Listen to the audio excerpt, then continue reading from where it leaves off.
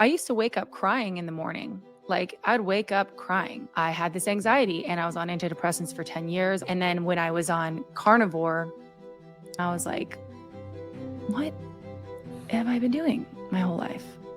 Like literally, this is insane. I feel great. I did this 1 month Carnivore and no anxiety. I lost 10 pounds, fuller than I had ever been in my whole life. Realized what being full felt like, and everything just changed. For the first time in years, I was like, oh my God, I have free thought. There's this brain fog that I think most people in America have, and it's real. And until you don't have it, you don't know that you have it. A couple of the girls on the trip ended up changing to Carnivore. They had hormone issues. All of them are gone. Every single one of their hormone issues are gone since that. It's like insane, right? Until you try it, it sounds crazy. Life is so much better with gratitude, right? It's so much better. Oh my God. It's like, and when it comes naturally, when you don't have to force it, right? Like, right. It's real. Whoa. You're like, geez, I just really am grateful. Hello and welcome. Carrie here from Healing Humanity, the Power of a Proper Human Diet. And today I'm thankful, grateful, blessed to welcome Lauren to the channel. Welcome, Lauren. How's it going? Hey, what's going on, Carrie? Everything is good here. How about you? Doing really good, doing really well. Looking forward to chatting with you and learning more about your story. Maybe if we could start out, could you tell me a little bit about your journey? Maybe what led you to a carnivore diet, health issues you've had, things like that? Yeah. So, I think it's probably pretty relatable to a lot of people out there, really.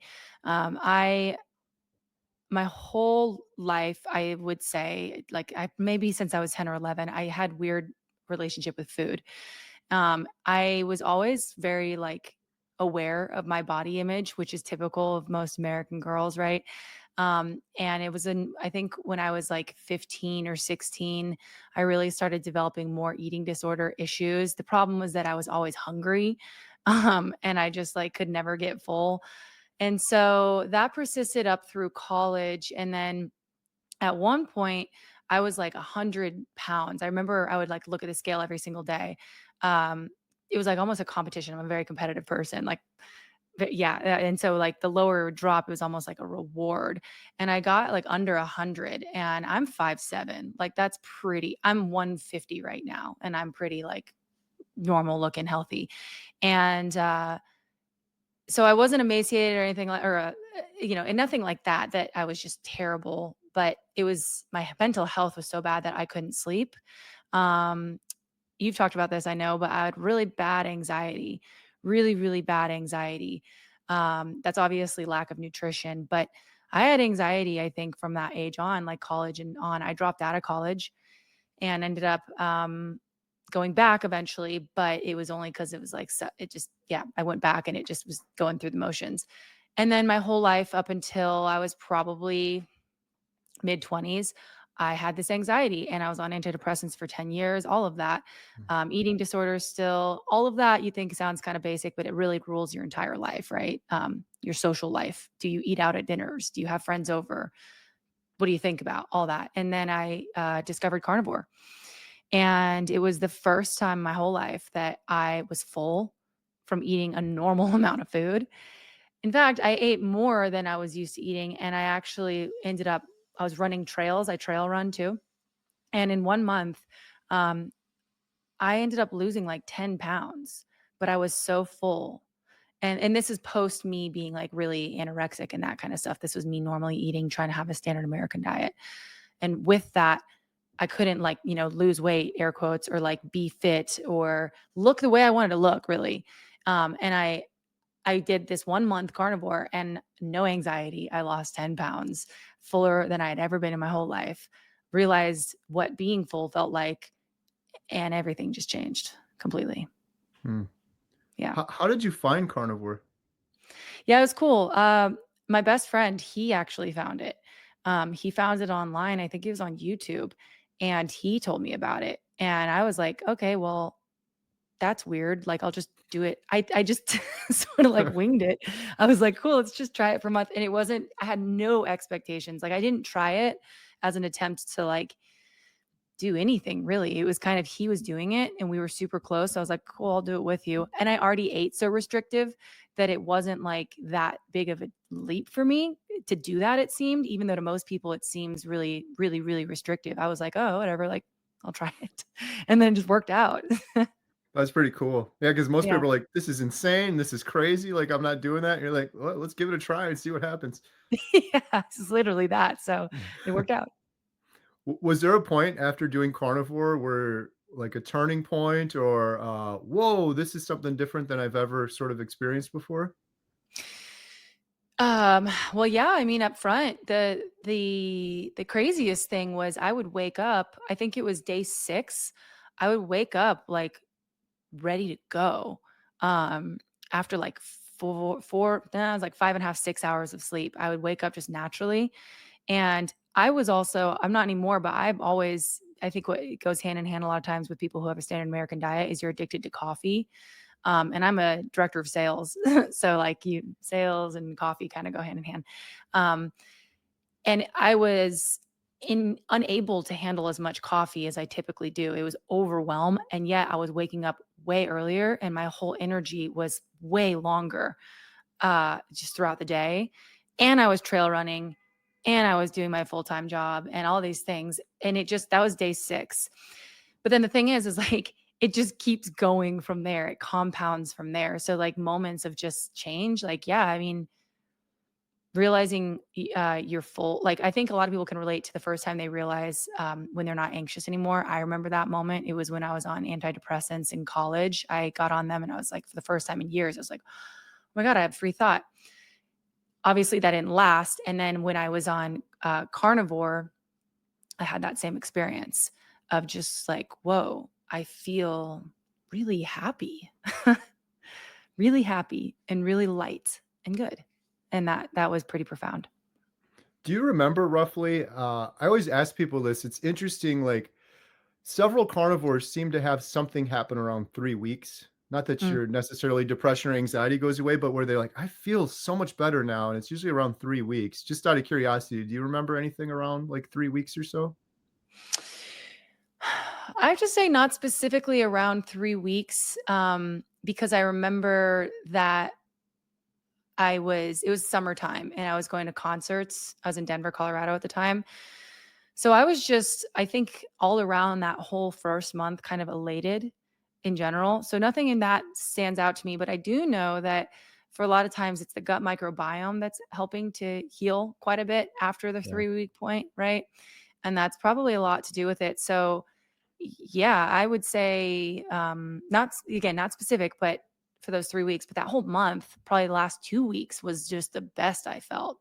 Did you have that 3-week I experience? I did, yeah. Okay. I still had depression and anxiety, but like around 3 weeks, a lot of the anxiety went away, and I just noticeable there was some it's hard to put a finger on, but it was like something is happening here that I've never felt before. This is crazy. And Yeah. what you just said is so true. It took me a long time to learn this, and I think we don't really understand our gut microbiome very much. Like we understand a little bit, but I think that's exactly what happens. Right around 3 weeks, you have a big die off. I That's been one of my big epiphanies on this whole journey. I feel like the majority of humanity is walking around with just damaged, broken guts from glyphosate and sugar and all this junk we're eating. And most of us end up like, I don't think there's any way to heal it better than a carnivore diet. So a lot of people have that sort of, whoa, what's going on kind of thing 3 weeks into it. But Yeah. Yeah, and that's the thing too is like a lot of the start of how I got into this and why I see the success is like I'm an athlete. I have always been an athlete, and a lot of athletes unfortunately tend to have eating disorders, men and women, right? Like because you're very heavy, your body's constantly in your mind, right? Like your gut microbiome is totally jacked up if you're just having all of this like these different protein drinks with a billion different ingredients in them. The company I worked at before the one I'm at now, I worked with all Division 1 athletes and a couple former pro, and we just slammed protein drinks like right. all day. And I would say it now. I think all of us, they were men. I was the only girl, and like I think we all had a version of an eating disorder. But you think about it now, I'm like, dang, if we would have just done carnivore, you know, that makes so much. We were just slamming protein shakes. We were always hungry. and uncomfortable. Now I just do protein and I'm not hungry or uncomfortable, right? It's like, Right. why don't we just do that? Right. Yeah. Yeah. You have these epiphanies afterwards, like, geez, what was I doing? It's crazy.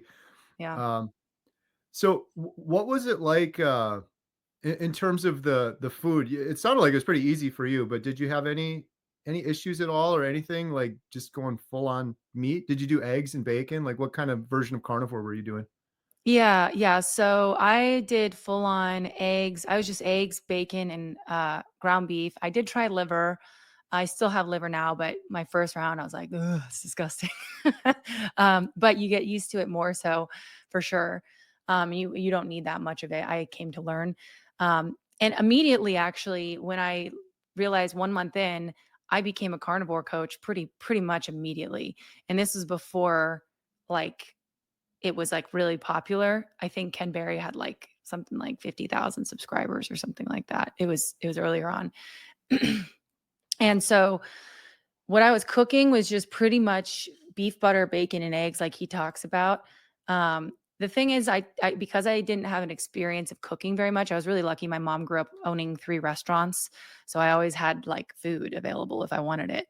Um, I didn't really learn or need to cook. So I think a lot of people experience that. Like I struggled with just like, how do oh my God, I don't cook. The cool thing about carnivores, you don't need to really know how to cook that well.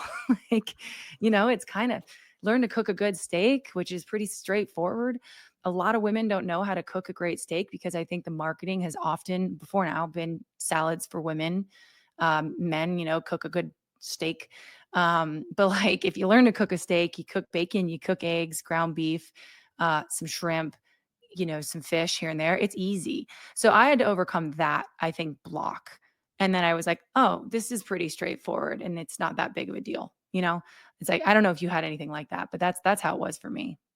Yeah. Yeah. And you get into a flow and then, for me, oftentimes I'll eat the same thing over and over again, which sounds boring to the Same. outsider, but it's Mhm. like I still look forward to it every time I'm eating a steak, even if it's the same one I ate before. But Every time. so, yeah, how long ago was that? Like, how long have you been doing carnivore for now? Quick interruption. Did you know we have an incredible membership site for you called healinghumanity.life?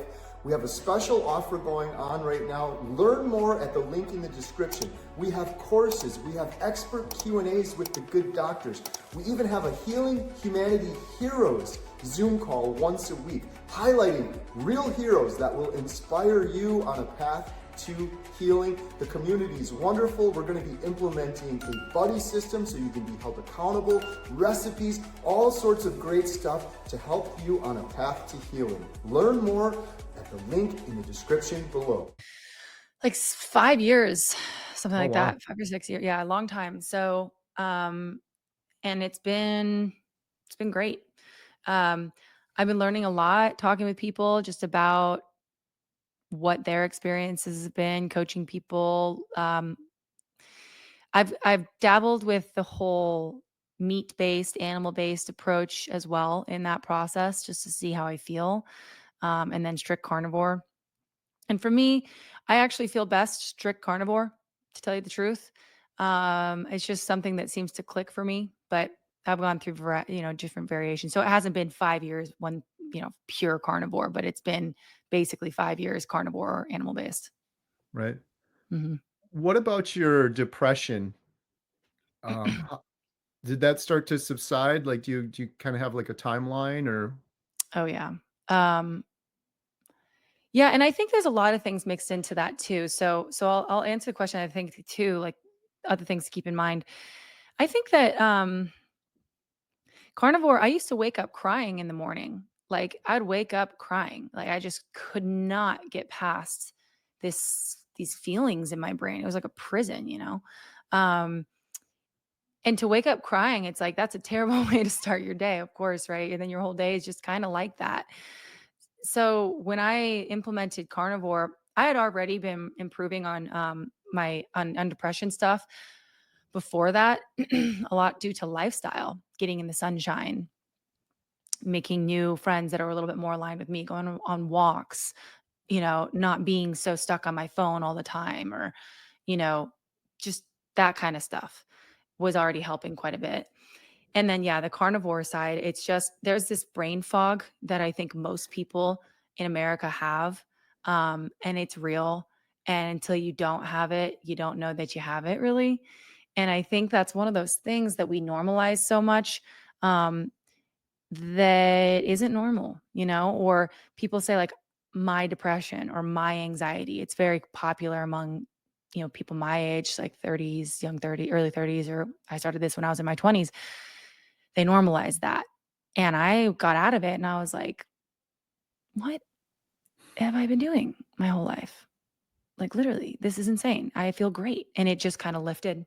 Again, it happened, I would say within that, definitely that month was the biggest catapult. It was fast. It was like, kind of happened. And then it just got better and better. It gets better and better and better and better as you go. That's incredible. The Mhm. brain fog thing, I'm with you 100%. I knew I had brain fog before, but it's almost like the Matrix, right? You got to experience it. It's hard to describe to someone. There's so many people out there like, "Yeah, I have a little bit of brain fog," but once you get out of that fog and see so clearly, it's kind of, sobering because I started realizing most of humanity is gonna go their entire lives, and then they're gonna die, and they're never gonna feel the way like you feel and I feel, just that clarity. So Um, wild. yeah. Yeah, it's funny you say those words because like this is how my progression actually went, and I wonder if a lot of people can relate to this on your channel because I know a lot of people on my channel do. It's I stopped. I kind of compare carnivore to or like ultra processed foods to the way culture in America treats drinking alcohol. And now I want to preface before I say this. I think to each his own. I don't think that alcohol is terrible for everybody. I don't think everybody should stop drinking, right? I do think people should all stop eating ultra processed foods for sure. Um, but I stopped drinking before I discovered carnivore. And that was a huge hack for me in life. I was just a normal social drinker. And I was somebody who just had, you know, Friday, Saturday drinks, but I'd be hungover for like 3 or 4 days. And I sort of equate the carnivore lifestyle to that, right? Like when you're hungover, you're like, you're just not you. You're just uncomfortable. It's miserable. You're just off. It's that fog. It's that lifts when you do carnivore. That's what goes away. Right. You know, and the other thing that's kind of fascinating about the carnivore thing is I also believe it helps people who have addiction to alcohol. I'm 1000% on that. And the reason is because plants will basically break down into sugars in your body, even if you're having a plant based, not just plant based, but like carbs will break down. I'm sorry, carbs will break down into sugars, and alcohol will break down into sugars in your body. So the two do the same thing Mm, in the liver. And so a lot of people, when they stop doing carnivore or when they start doing carnivore and let's say stop drinking because you can't really drink on carnivore, they don't crave alcohol anymore or they don't want right. it. Right. And so suddenly you get this like community, the society of people who their whole lives have been kind of numbing out through life, whether that's through ultra processed foods or because it's normal to drink every Friday and Saturday and then be hungover Monday, Tuesday, whatever. And you think that's normal. And then you don't do it. And you're like, holy crap. Like, oh, I'm like, I'm really happy. And I'm saving a lot of money, a lot of time. All of it just is just kind of this spiral effect, but in an upward spiral. Right. It's so interesting, you're right.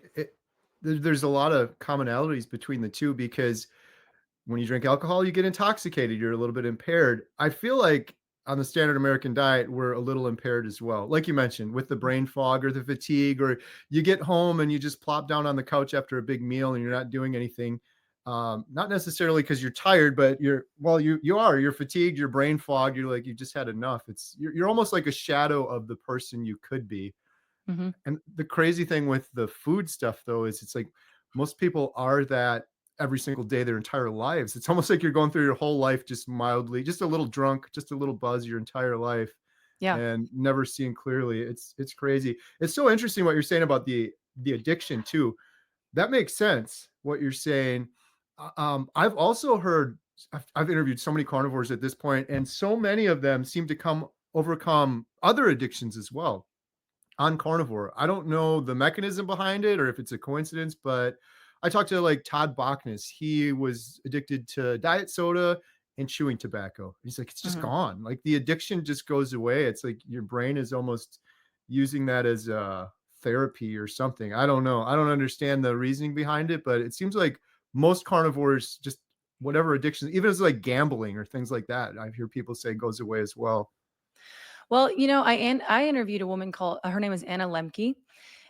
She's an author of a book called Dopamine Nation, and really fascinating woman. And her book is really interesting. She was on Joe Rogan actually years ago talking about it because it was just like pretty impactful.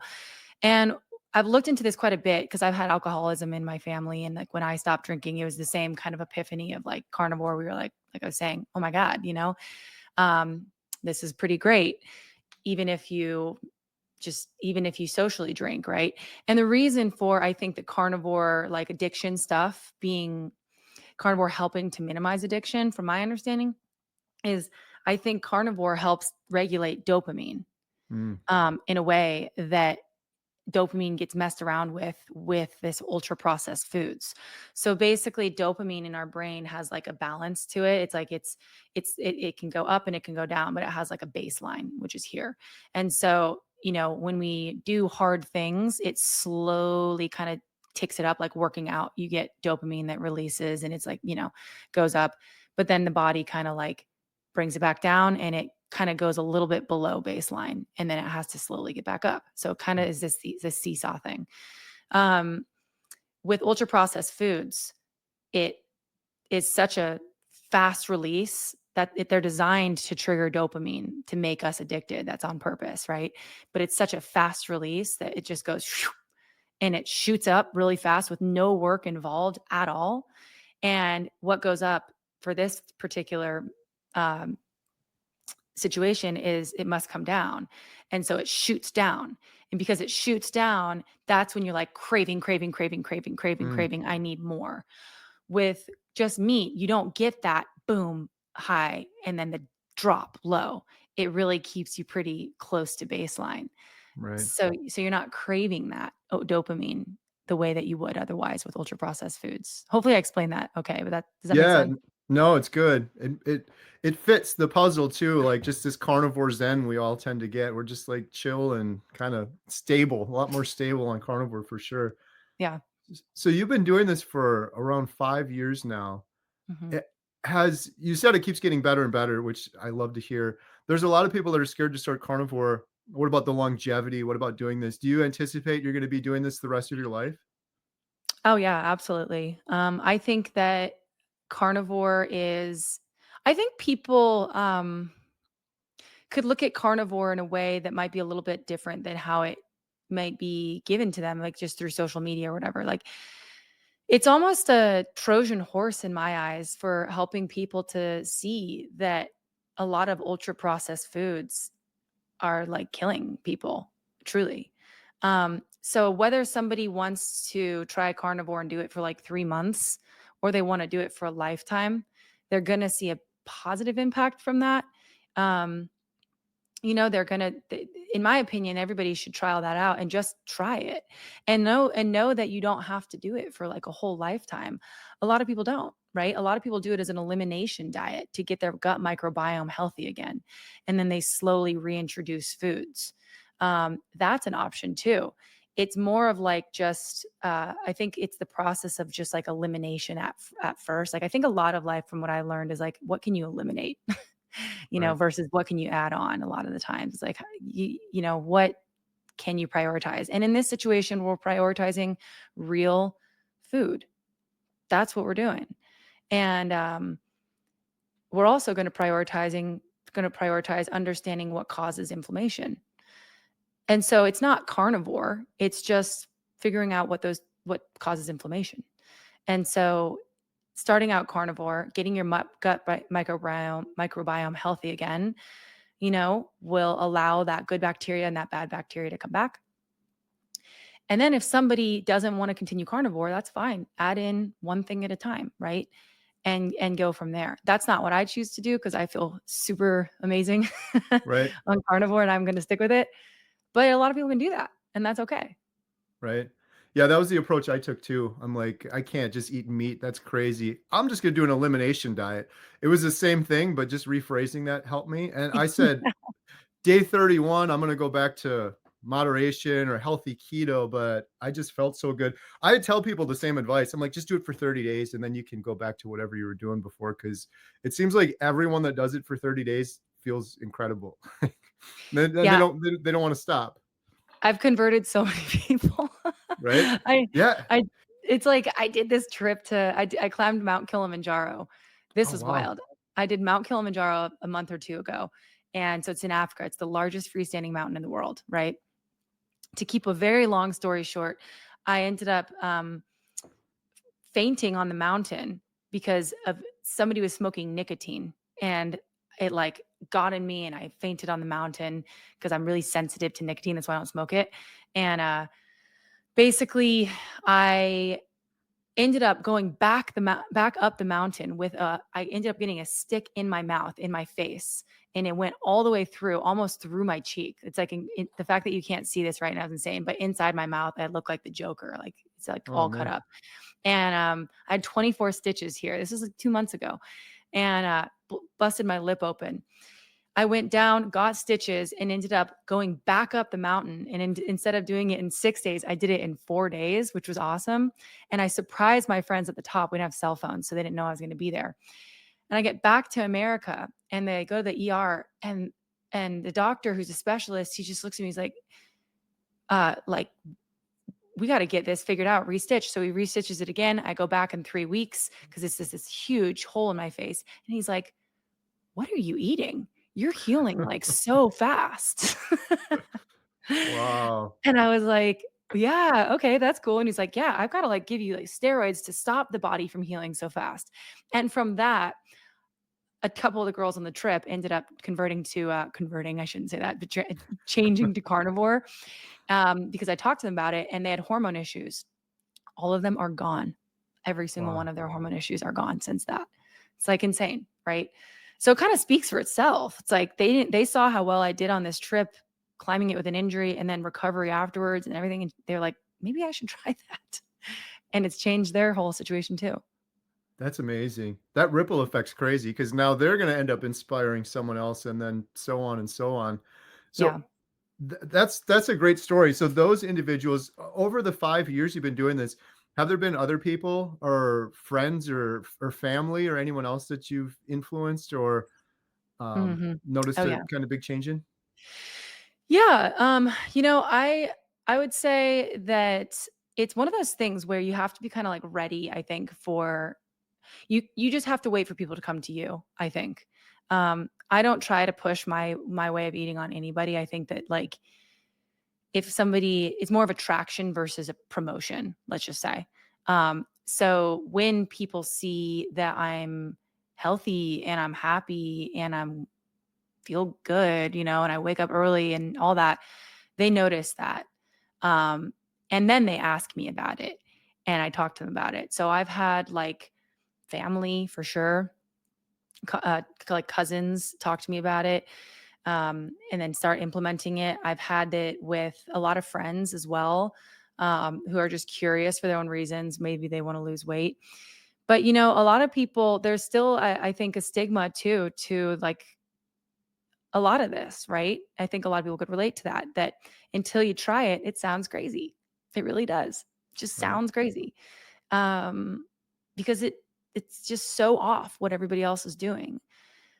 So I wait for people to come to me, and then when they do, they come around and they love it, and then they stick with it. And, the reality is too, for some people, they have to try different things within carnivore, right? Like the lion diet, which I know you've kind of played around with as an example, versus like just straight carnivore. There's things within that, nuances within that then people try. Um, but yeah, it's been a lot of people over the last 5 years when they're ready to ask and hear about it. Right. And what motivated you to jump into the coaching so early? It was just so life changing. I mean, like, I think about it, we have we we have so many people out there who are just so freaking miserable. Like, I was miserable, right? Like, my whole life since I was 11 up until however, I don't know, mid-20s at that point, I struggled with an eating disorder. And if you don't know what an eating disorder is like, it's just like really intense kind of OCD where you're just hyper focused on how many calories is that? How many did I eat today? You're constantly starving yourself. So to be starved all the time, it affects your brain, right? Like how you think. It's always on the mind. You're avoidant with food. Like there's just like a prison. And then you're then because of that, you lack nutrients, you're anxious. So I was just so anxious all the time. I was just so anxious that when this all came to me, it was just like that liberating. I was like, this is going to be huge. It's going to be huge. I just knew it because it was that impactful. And it is. Like it's that huge. It's growing thanks to people like you, and you're putting your documentary out there too to share with people what this is doing for them. Um, it's just going to only get more and more. It's just going to get bigger with all of this. Yeah. Um, so you have a YouTube channel too. Can you Yeah. talk a little bit about that? You've had some epic debates on your channel. You've had some really interesting guests. Yeah. What can you talk a little bit about that and maybe like what are some memorable videos that you've done? Hmm. Um, yeah, anything you have on that? Yeah. Yeah. Yeah. So, yes, I do have a YouTube channel. I sort of like segued into the carnivore. It wasn't about carnivore. And then I started talking about it because it was so impactful in my life. And that's a lot of where it's gone. So that was another example of just like it kind of catapulted into that part of my life too. Um, yes, I did host debates. I frequently host debates between different really experts in their field. I did one with, I don't know if you saw the one with Seafried, um, with him. And yeah, he did one against the guy who was like kind of leading the charge of it against cancer's genetic disease. I have to watch that one. I Yeah, think I've seen most of yours, but I haven't seen that one. I'd love to watch that one because we interviewed Professor Seafried for the documentary.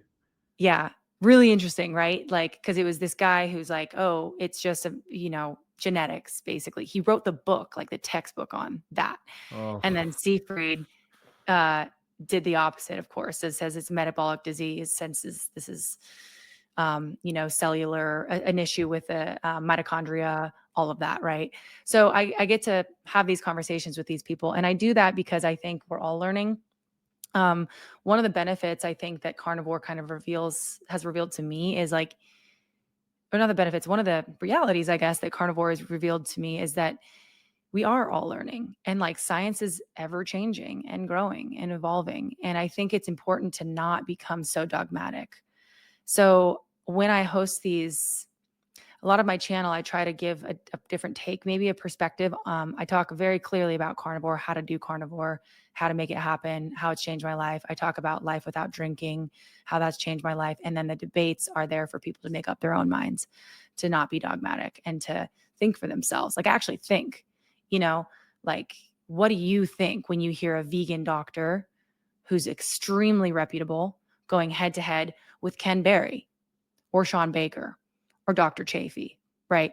We tend to worship people. It's weird. Like we just do, like people who are like on these pedestals, but do we challenge what they're saying? And that goes for everything. So when I was learning, I was like, I want to know, like, what Ken Berry, why is this a thing? Like genuinely. And I don't want to hear the answer. I want you to be asked by a scientific person, like someone who understands, what's going on biochemically and not yeah. just a consumer, if that makes sense. No, absolutely. Yeah. Have any of these debates swayed you or changed your minds in different areas? I guess I'm interested, of Hmm. course, of like the plant-based versus carnivore stuff. Yeah, that's such a good question. Yeah, they have. I do think that at the end of the day, anybody can be healthy, even if they're doing a mostly like a plant-based diet or a carnivore diet. I do believe that because you see that there are so many people who find health, even just from a plant-based diet. From doing like 6 of these though, I found out the one thing that everybody does agree on for sure. The one thing is you cannot and should not have ultra processed food in your diet at all. And when you remove that, you are like 50,000 steps closer than you will ever be, even if you just eat plants. The other thing I found interesting was with plants, like I said, I don't. I think we're gonna discover one day pretty soon that plants, in fact, are sentient. I think that's gonna be a thing. Um, so, we'll leave that as it is, but I do think that with a lot of the plant-based doctors and the vegans, they talk about, um, what is it called? Like, fermenting plants is a lot of actually what people do in, like, Eastern medicine approach to help people if they're gonna use plants, and so I think when you ferment plants, you kill off a lot of the chemicals that might be harmful to humans. So if somebody is gonna have plants, it could be a good approach to ferment them, versus just eating them raw is something that I came up and found that was pretty interesting to me, if that makes sense. Absolutely. It's very interesting too because I've been learning more about fermenting and things like that. And yeah, my whole thing with the plants is kind of exactly what you just said. I feel like glyphosate and pesticides and all this stuff on the plants, let alone like the defense mechanisms in the plants, are way worse for us than we realize. But it's sort of a tolerable, slow thing that we all walk around with leaky gut and we're all mildly depressed and anxious. It's hard to measure, but that's Yeah. my only it's yeah, it's that's my worry with the plant stuff. And it feels like carnivore is kind of the opposite of that. But yeah, Mhm. it's interesting. I thought, like, early on, like, "This is so simple, I'm just doing carnivore," and then the deeper I go, I'm learning so much more, especially when you start digging into gut bacteria, gut biome. I don't think we really even understand very much of that, but I think that's a big piece of the puzzle as well. Yeah, and the thing with plants too is like I don't think that there's any reason to like demonize the whole vegan or plant-based community. I think that's silly. Like there's just this way that people have about doing that because it's like we see it differently, right? But with the vegan community, plant-based community, like they're all trying to do the same thing. They want to be healthy and happy, right? Right, And that's important to acknowledge. What everybody is doing, the one main thing that everybody's doing is removing ultra processed foods. That is the one thing that because these people are getting good results. Now, what I will say is you got to eat a lot more and a lot more often on a plant-based diet. Holy right. crap. Like it's like a lot of work, whereas on carnivore, it's just so easy. You just like you get your protein, you get your fat, throw in a little bit of like organ meats in there if you really want to optimize and do your best, like, this much or something a week. It's not much and you're good. Like you and I were talking about like cooking food is super easy, right? Yeah, That was another thing I learned is like you don't really have to measure that much in carnivore right. compared to like, you got to get B12 or whatever in vegan and you can't find that anywhere. So, Yeah. That's one of my favorite things with carnivore, not measuring the food, the recipes, the carbs, the calories. It's like, just eat till you're full, like, it's great. It's just the most sort of natural thing. totally. Have you, have you had any sort of big, like, I disconnected from the matrix carnivore realization, epiphanies? Sorry, loaded question, but you see the world differently now. Do Uh-huh. you, like big food, big pharma, do you have any thoughts on all of that? Do you think see things differently? Or in other words, how did we get to this place where so many people are so sick? Yeah. It's a really good way to pose that question. Okay, so I see a lot of things through the frame of sales. So I'm a sales director at a Fortune 500 company, and my career is in sales. So like that's my full time job. I love sales. I think it's great. But if you look through that lens, you can start to understand things maybe in a way that, in my opinion, makes things make more sense. So I think that if we're going to go all the way back to when tallow was used to cook with, then we got seed oils. Basically, Crisco came up. The value of changing from animal fat to Crisco was that it was more cost effective. It was cheaper, right? Has a longer store, like a shelf life. If you think about why we have shelved milk, or like I call it shelved milk, but it's basically like grocery store milk, where it's processed. That was a lot of it for a good intention, right? It was to give food to soldiers at war. Like early on, I think it was like 30s, 40s, right? So we started with that to get milk overseas basically to give calories. And we get back here and we realize, wow, okay, milk lasts longer if we do it this way. So it's got a longer shelf life, which means you can sell more of it. You need to make less of it, right? So it's a larger profit margin. I think at the end of the day, when we look into what's going on, a lot of this, most of this has to go back to sales. And um, a lot of it, I think, may have started from a good place. Some of it, maybe not, right? But I think what's happened is that it started there and then it never was checked, let's say. Does that make sense? Yes. Yeah, it's like every single incentive is just solely money, and we don't look at our health or the what's potentially happening from it. Yeah. It's like business run amok, right? Like no one's paying attention, and we're all getting sicker and sicker. Yeah, and I mean, I see this in business too, right? Like you see big companies that like there's so many different departments doing different things all the time, thinking no one's talking to one another. So Yeah, what we see now in health is you have so many specialized lanes and no one's talking to each other. So I think if that's going back to big pharma, that's what I think so, like what I really think is it started out maybe with good intentions or maybe just to save money.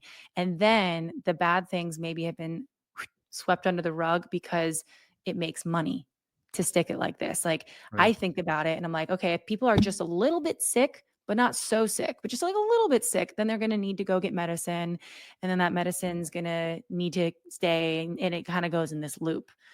But now it's gotten such a big problem that people are so sick that it's caught so much attention. Um, and I think with like ultra processed foods, people like us want to sell a product. Human beings want to sell a product. We don't understand what these foods are doing to us. Like a lot of people just don't get it, you know? They don't get that like sometimes eating pasta all the time might not be great or like having all of these ingredients in our food isn't great like a protein shake. I bet the guy who made the protein shake probably thinks he's doing a great thing, honestly, right, you know? But he doesn't know that like there's a realness to nature and like the law of nature and stuff like that. Like if you're just gonna kind of contort everything that we eat and manipulate it, it's going to potentially cause a manipulated outcome too. That's how I see right. it. Yeah, and for some reason, us humans, we tend to normalize things. Maybe it's because we have that brain fog and we're just trying to preserve all the energy, but it's always just like, "Oh, it's just the way it's always been." It's like, "No, it hasn't." Like, people being as sick as they are right now, that's not the way it's always been, but it kinda happens slowly and people are getting heavier and sicker. We all just kind of accept it and, "Oh, it's just the way it's been." It's Yeah, hard to overcome when we have that mentality. totally. And at the end of the day too, like you have to think about it. It's all a big system. Everything feeds into itself, right? So it's kind of we're up against it, right? You have to pay for healthcare, which ideally you never need, but you're paying in case something happens, and it shouldn't be like that, right? Like it just there's just a lot of things where we should have more attention to the nutrition to prevent the issue from happening in the first place. So if you're asking to summarize, I think it started in a lot of different ways, but I think it's perpetuated by a desire for sales, and that could be defined as greed, and some of it could be ignorance too. But I think the times are changing. The good news with all of this, where I think when we talk about that, is like it sounds like such a black hole of like despair and all that. It's really not. We actually literally just vote with our dollar. It's like the classic thing. Right, It's literally supply and demand, basic economics. Just don't buy the things anymore that make you sick. Don't eat them. Eat normal real foods and right, the that will perpetuate the market it'll make it have to change basically. And then also I think with fewer people getting sick, you're going to have less need for a large healthcare system, right? right. You're not going to Yeah. need them. That was a big epiphany. I think you had Dr. Kevin Stock on your channel, right? Mhm. Dentist? I had Mhm. him on and he was telling me like, "Yeah, you really wouldn't need dentists other than if you, like, chipped your tooth. You would need no Yeah. dentist if you ate this way." And then you're like, you think about healthcare, it's pretty much the same way. You need it for big interventions, but 90% of what people are going to the doctor for, you wouldn't need doctors anymore. Think about when Yeah. you start thinking about that cost, it's just crazy the amount of money being spent unnecessarily so that we can eat more processed foods and get more Yeah, it's medication. insane. You're like, it really the frame of reality that we have today is, like, so backwards from what it probably could be. Like, if you remove processed foods, if people just ate carnivore or something close to it, let's say, you just you wouldn't need to go to the doctor that much. You wouldn't need to spend money on the pills and all of that. Therefore, the demand for those people to be there, like Dr. Ovadia, have you talked to him yet? Yeah. You know, he's always like, "I don't wanna see people." The heart Right. doctor, he's like, "I wanna prevent them from getting here." So it's like you have fewer people needing it. Now we don't need to pay as many heart doctors. There's not as huge demand, and now healthcare is less expensive, if at all, right? Like, the whole thing Right. changes. Yeah. The whole world changes, right? Uh, Yeah, When they're like, healthcare is so expensive, when you have this new perspective now, you're like, no wonder why. We're not treating the root cause and we're giving medication to put on top of it and never deal with the root cause. And people just keep going back and getting more and more medication. It just yeah. perpetuates forever. Perpetuates forever. And, I think with the sales perspective I have on this too is like for someone to really, really change their perspective on this and their reality, it's like pay attention to the advertising and the marketing that is thrown at us all the damn time. I mean, it's Yeah. all the time. Like I talk about this a lot with drinking, you look at this is a comparison. And so take it as you will for carnivore and ultra processed foods, let's say. But like if you pay attention to like alcohol, alcohol is alcohol, whatever it is, what it is. But there's different brands associated with it. And that's on purpose. That's to sell it. So like whiskey is like more country, like a little bit more of that vibe, like home. It's just whiskey, but somebody created that story around it so that people in that kind of personality they identified with that would buy it. Scotch is a little bit more, it's different than whiskey. It's like a little more sophisticated kind of a thing, right? Like you're a little bit more bougie or whatever. Tequila is like party out, like go get a marg with the girls kind of thing. Like each has its place kind of. And that's a completely random story that a salesperson created Right. for that thing to sell. And so we're used to that because that's just what we've always gotten. It's the same thing with ultra processed foods and with the food system and healthcare. We're just so used to it. But it's a sales pitch that someone created. It's so true. We're bombarded too. I just returned from filming in the UK, and they're not that far behind us if you look at statistics and stuff like that, but it was a lot more chill over there. Noticeably, like, just watching TV. Here, you turn the TV on, and it's just fast food commercials, and then pharmaceutical commercials. They don't even have them there. They don't have pharmaceutical, ads there. It was weird just being there for a couple days. I felt like I had a little reprieve from just getting bombarded with all of this stuff we do. That it again, it becomes normal too here in the US because we do it every single day. But we are really getting hit over the head over and over again. Or even just going to a small town and there's McDonald's, Burger King, Dunkin' Donuts. There's like Starbucks, every single one. Even there was much less of that. Mhm. Yeah, John, I had this guest on. He's so incredible. Oh my God. John Abramson. He was on the largest, he was consulting with the FBI on the largest criminal case in US history. And they ended up settling with a big pharma company. And it was basically about the way that the medication was making people sick. But I had him on to talk about the advertising. I think it's America and New Zealand are the only countries in the entire world that are legally allowed to advertise pharmaceuticals. It's mm, not legal anywhere else. That's why you didn't see it there. And so because of that, like we think that we're just like immune to advertisements. We're not. Like it's like such a real thing. The fact that we have these advertisements sent to us all the time, it's a very subconscious act of normalizing things. It's how sales is. It's touch points. Touch points. right. How much can you touch somebody with this message or like even just hearing the name? If you hear it enough, you're comfortable with it. And then over time, what they call it is adoption of the brand or of the product. And then you convert to a user or consumer. And Yeah. so because America is allowed to have this advertising of big pharmaceuticals, we're just used to seeing it like those commercials. It's like, side effects might be 25 minutes later. Right. It's And like, we're all oh my, fine with it. Okay, well, well, I guess I'll yeah. try it. Oh, Sounds it good. might cause death and severe depression. I'll give it a shot, I guess. Yeah, Like it's like we're just used to that. right, But you would never do that if you heard that ad in another country and it was the first time you'd ever heard it. You'd be like, what the hell? right. you Yeah. know? The thing that really gets me is, for me, I'm like, I'm a grown man now. I could just deal with it. I've healed myself. I can move on. But when you look at younger generations, like children, and we're getting Mhm. them, just like you said, with the brand recognition and the sales pitch, hooked on cereal from a young age. They go through the grocery store. There's cartoon characters on it. It's like you get them hooked early, young. It's just it's more money, whether it's intentional or it's just everything's optimized to that. It's Yeah. I think history is not going to look upon us kindly when we get a couple decades down the road. Like, what were we doing, getting all these kids hooked from such a young age?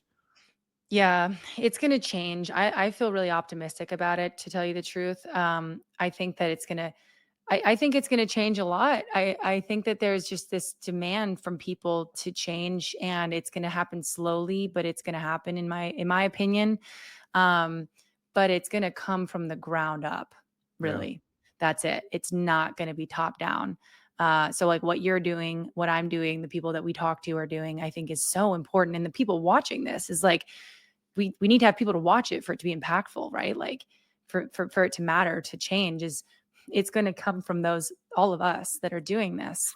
Um and it's really to save like little kids. Yeah, like a little kid. Like when I see a little obese like 5-year old or 6-year old, just it breaks my heart, you know. Like right. God, you just don't even know. You just set up and the parents don't know either. Um but I do think with supply and demand, again, like the best thing we can do is a get the message out and make people aware, or at least really just be happy. Quick interruption. Thank you so much for watching. If you're interested in learning more about our documentary, Healing Humanity, The Power of a Proper Human Diet, or supporting it, please visit donate.healinghumanity.movie. Our goal is to reach millions of people that are hopeless right now and sharing the examples of real people over the course of 1 year that are undertaking a proper human diet to overcome obesity, type 2 diabetes, depression, anxiety, fertility issues. We couldn't do it without you. We thank you so much. We are also selling these shirts, Healing Humanity, The Power of a Proper Human Diet. Every penny we get from those goes towards the documentary. And last, we have memberships. If you click the little join button, it's best to do it on desktop. Under any one of my YouTube videos, you can join and become a member. We have hundreds of members right now. We do members only videos. We do members only behind the scenes. You can email me as a member and I'll answer you. And every penny from that goes to support the documentary. And the last thing is we have these Redmonds portable salt shakers. These things are awesome. You can get the best salt. You can take it with you. We sell these on the website along with our water bottles and cutting boards, and every penny from all of those goes 100% towards supporting the documentary. You can also sign up for our newsletter, which is completely free. All of these links are in the description below. Thank you so much for your support. Now back to today's video. I think at the end of the day, be happy and healthy, and that attracts people to see what you're doing. Yeah, That's the best sales pitch you could ever have. Is just look good, feel good, do you. People want to know, and then from then on, it's like supply and demand does its thing, and it'll change right. it. I think, unless I don't know. You think the same? I do. I love how you said that because I haven't thought about it that way. And when I first started Carnivore, I was over the top, like just wanted to tell, listen, like this is it. You got to I do know, this. right? But you're absolutely right. Like that, you're like a walking billboard, just walking around, and people see how healthy you are and how much you've changed. Yeah. That's going to inspire them more than anything. That was the reason for the documentary too. It's like I'm not doing a documentary that's saying do carnivore or here's the science behind carnivore. We're going to have that in the documentary, but it's mostly just showing examples of other people that have found incredible healing that people Mhm. can relate to. Because yeah, it's those stories I think that'll inspire people. Yeah. Speaking of the documentary, we ask everyone this question, or I ask everyone this question. Our documentary is called Healing Humanity, The Power of a Proper Human Diet. Does human This is kind of a, a dumb question because I know your answer, but it's interesting to hear what your answer would be. Does humanity need healing?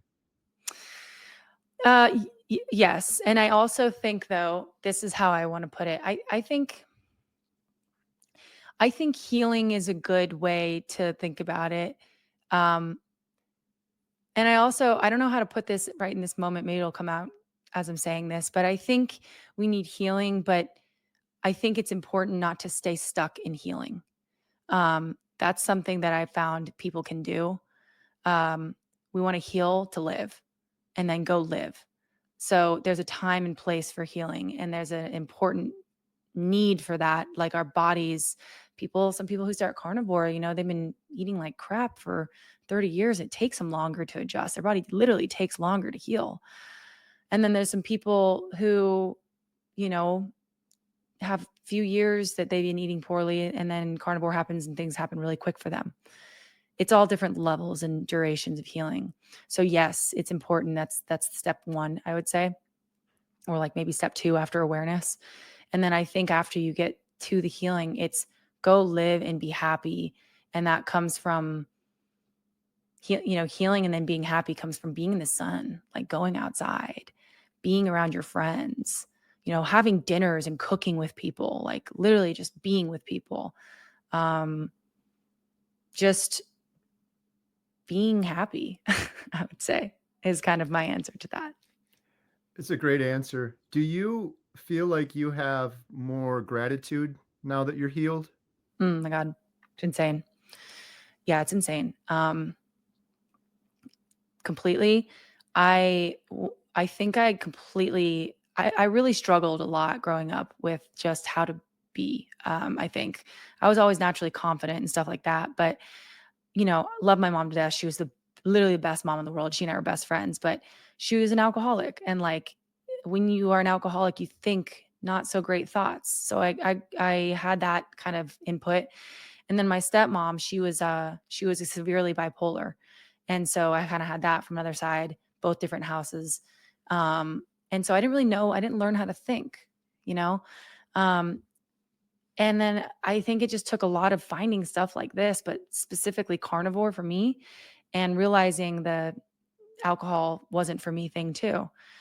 And the combination of the two, it's like my gratitude is insane.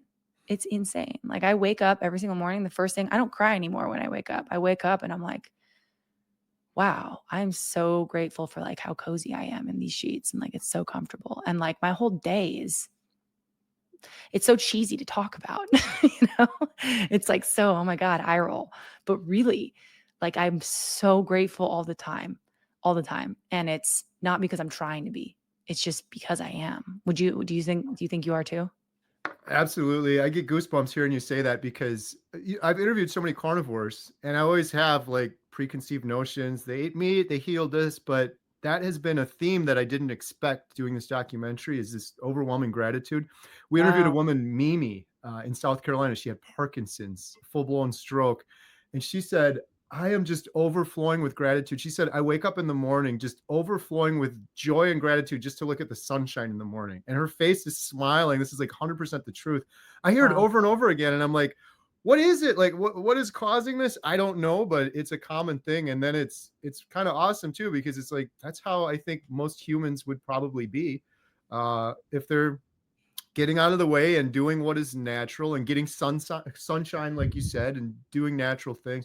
That was my other epiphany on carnivore. It's like not because I'm eating meat, I'm not eating the junk food, of course, but I'm just doing what is as close to natural as possible given the options we have in this day and age. I think Mhm. there isn't much more natural than eating meat and then starting to do the other things like grounding and getting sunshine and things like that. But yeah, that's really cool that you have the gratitude too, because it's been a common theme. It's really awesome. That's Life is that life is so is much better with gratitude, right? It's so much Oh my better. God. Yeah, it's like and when it comes naturally, when you don't have to force it, right? Like, Right. It's real. whoa. You're like, "Geez, I just really am grateful." Like, all the things that people talk about, those gratitude books and all that, it's like, I don't even need that. I just feel it. I'm Yeah. just kind of rocking and rolling throughout the day and life's good. That's really cool that you had people say that. I'm so interested to see this documentary and I'm fascinated by, like all the different stories you're compiling. It's just going to be cool to see them all connect. Yeah. Yeah, absolutely. I'm really excited for it. I'm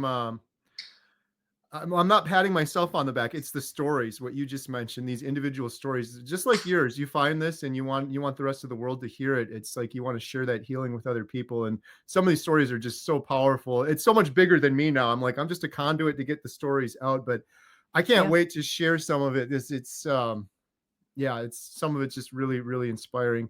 Yeah. And then, like I said, we're learning other things like with the gratitude and things like that. I want to level up. I want a shirt that says I want to be like Dr. Kiltz when I grow up because I know you're kind of friends Dr. with Phil. Dr. Kiltz. I was going to Yeah. ask you, Lauren, who's your favorite doctor and why is it Dr. Kiltz? Because he's up there, right? He's probably one of the top, right? Yeah, no, I adore Dr. Kiltz. He and I know he's watching this. He'll comment on a lot of my videos, and I see them come in, and he's just so supportive. Um, no, he's the man. We always like whenever we're at conferences, we just hang out with one another.